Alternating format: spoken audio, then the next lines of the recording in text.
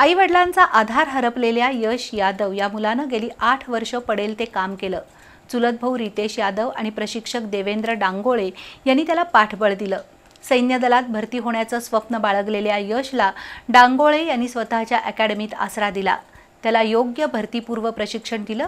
त्याचा परिणाम म्हणून नोव्हेंबर 2024 मध्ये झालेल्या सैन्य दलाच्या भरतीमध्ये तब्बल 22,000 उमेदवारातून कोल्हापूर जिल्ह्यातून एकमेव यश यादवची निवड झाली।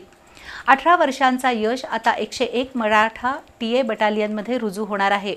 प्रचंड कष्ट आणि इच्छाशक्तीच्या बळावर यशनं हे यश मिळवलेलं आहे। करवीर तालुक्यातील बालिंगा इथले मनोज यादव हे कपड्यांना इस्त्री करण्याचं काम करायचे, पण 2016 मध्ये मनोज यादव यांचं अकाली निधन झालं। त्यानंतर कुटुंबाची जबाबदारी त्यांची पत्नी गीता यादव यांच्यावर आली। मोठ्या कष्टातून संसाराचा गाडा हाकत त्यांनी मुलांना वाढवलं, पण एका आजारपणात त्यांचाही मृत्यू झाला आणि मुलगा यश अक्षरशः पोरका झाला। पण त्याच वेळी यश यादवनं सैन्य दलात भरती होण्याचं ठरवलं। दरम्यान चुलत भाऊ रितेश यादवनं निराधार यशला आधार दिला। अशा परिस्थितीत एका कार्यक्रमात वे टू सक्सेस अकॅडमीचे देवेंद्र डांगोळे यांच्याशी यशची भेट झाली। त्यांनी यशमधील प्रामाणिकपणा ओळखला, त्याला आपल्या अकॅडमीमध्ये प्रवेश दिला आणि खऱ्या अर्थानं मायेची ऊब दिली। सैन्य दलात भरती होण्यासाठी आवश्यक प्रशिक्षणासह यशच्या राहण्याची व्यवस्थाही त्यांनी केली।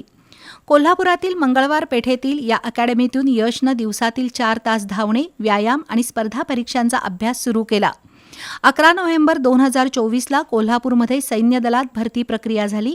त्यासाठी सुमारे 22,000 तरुण कोल्हापूरमध्ये आले होते। या स्पर्धेत यश यादवनं सर्वोत्कृष्ट कामगिरी केली।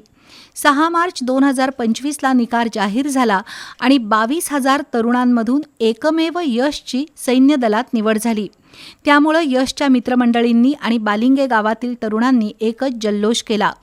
ढोल ताशांच्या गजरात यशची मिरवणूक निघाली। लवकरच यश पुण्यातील 101 मराठा बटालियनमध्ये रुजू होणार आहे। परिस्थितीची जाणीव असलेल्या यशनं यापूर्वी गवंडी काम, सेंटरिंग काम केलं। कोणतंही काम प्रामाणिकपणे करायचं हा त्याचा स्थायी भाव आहे। त्यामुळेच काम करत अभ्यास केलेल्या 18 वर्षाच्या यशला देशसेवेचं स्वप्न पूर्ण करता येणार आहे।